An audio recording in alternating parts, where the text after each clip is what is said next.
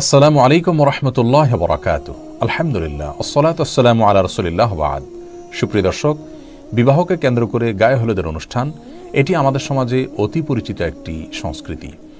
একজন মুসলিমের বিবাহে গায়ে হলুদ নামের কোনো অনুষ্ঠানের অনুষঙ্গ থাকা উচিত নাকি ইসলামের দৃষ্টিকোণ থেকে এটি নাজায়েজ, সে বিষয়টি আজ আমরা ব্যাখ্যা করার চেষ্টা করব ইনশাআল্লাহ বিইذনিল্লাহ। বরকনের গায়ে বিবাহের সময় কেন হলুদ মাখা হয়, এই গায়ে হলুদ অনুষ্ঠানের গোড়ার ইতিহাসই বা কী, সে বিষয়টি আমরা জানার চেষ্টা করেছি। যেটুকু জানতে পেরেছি তা হলো কলকাতার দৈনিক আনন্দবাজার 16 জানুয়ারি 2019 বিষয়ে একটি প্রতিবেদন প্রকাশ করেছে, যার শিরোনাম হলো বিয়ের রীতিতে গায়ে হলুদের চল কেন এলো জানেন। এই প্রতিবেদনে লেখা হয়েছে, হিন্দু বিয়ের রীতি অনুযায়ী বিয়ের দিন সকালে হলুদ মেখে স্নান করেন বরকনে। পুরাণেও হিন্দু বিয়ের রীতিতে হলুদের চল ছিল। এই প্রতিবেদনে আরও লেখা হয়েছে, পুরাণ ও শাস্ত্রবিদ পূর্বা সেন গুপ্তা তিনি বলেছেন, এটা বৈদিক আচরণ নয়। বেশ কিছু উপকারী দিকের কথা ভেবেই হলুদকে প্রাচীন কাল থেকেই বিবাহের অন্যতম উপকরণ হিসাবে মেনে চলেছি আমরা।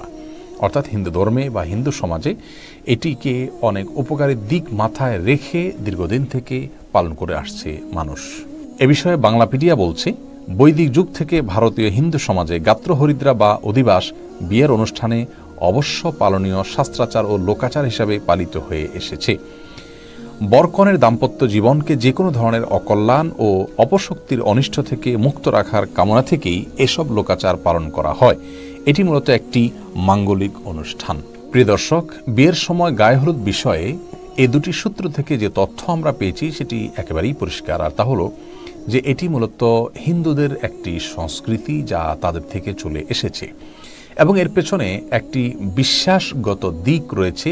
তা হলো যে এর মাধ্যমে বরকনে নানা অমঙ্গল থেকে বেঁচে থাকতে পারে। হিন্দু ধর্মমতে বিভিন্ন প্রকার অপশক্তি আছে, সে সমস্ত অপশক্তির প্রভাবে মানুষ ক্ষতিগ্রস্ত হয়, সেগুলো থেকে বাঁচার জন্য তারা অনেক কাজ করে থাকেন, এটি তাদের ধর্মীয় বিশ্বাস। কিন্তু একজন মুসলিম কোন অবস্থাতে এ ধরনের কোনো অপশক্তিতে বিশ্বাস করবার কোনো সুযোগ নেই। ইসলামে এ ধরনের কোনো অপশক্তির কোনো স্থান নেই। সকল কল্যাণ অকল্যাণের একমাত্র মালিক আল্লাহ রাব্বুল আলামিন।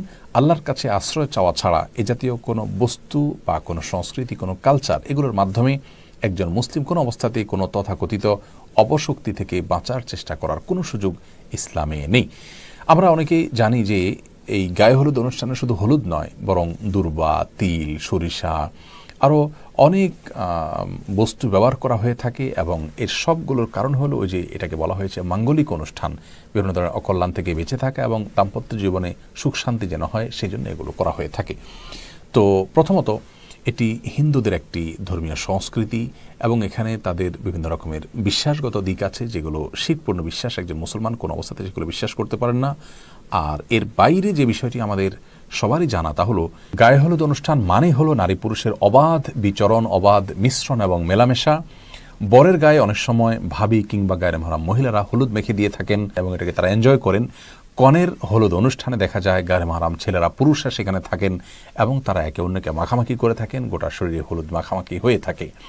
এর পাশাপাশি গানের যে বিষয়টি, ব্যান্ড পার্টি ইত্যাদি, এগুলো তো গায়ে হলুদ অনুষ্ঠানের অন্যতম গুরুত্বপূর্ণ অনুষঙ্গে পরিণত হয়েছে এবং এর মাধ্যমে অনেক সময় এলাকাবাসীর স্বাভাবিক জীবনযাত্রা দুর্বিষহ হয়ে পড়ে।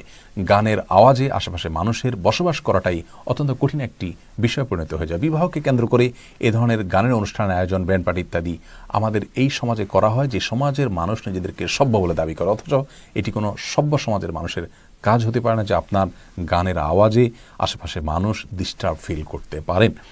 তো প্রথমত বাদ্যযন্ত্রের ব্যবহার এবং এই জাতীয় গানের আয়োজনকে আল্লাহ আমাদের জন্য অনুমোদন দেননি।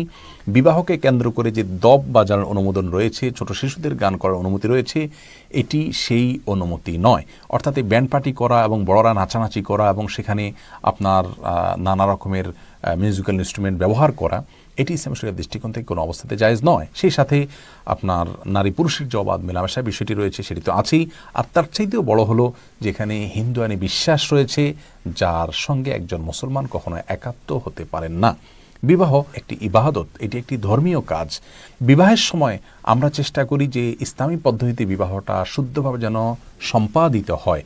তো সেই বিবাহকে কেন্দ্র করে যে সমস্ত আনুষ্ঠানিকতা আছে সেখানে যদি অনইসলামিক বা ইসলাম সমর্থন করেন এমন কোনো কাজ আমরা করি, তাহলে সেটি কোন অবস্থাতে একজন মুসলমানের জন্য জায়েজ হতে পারে না।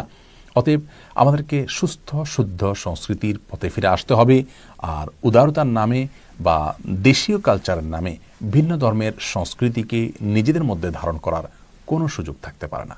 আল্লাহ তাআলা আমাদের সকলকে বিষয়গুলো উপলব্ধি করার তৌফিক দান করুন। আসসালামু আলাইকুম ওয়া রাহমাতুল্লাহি ওয়া বারাকাতুহু।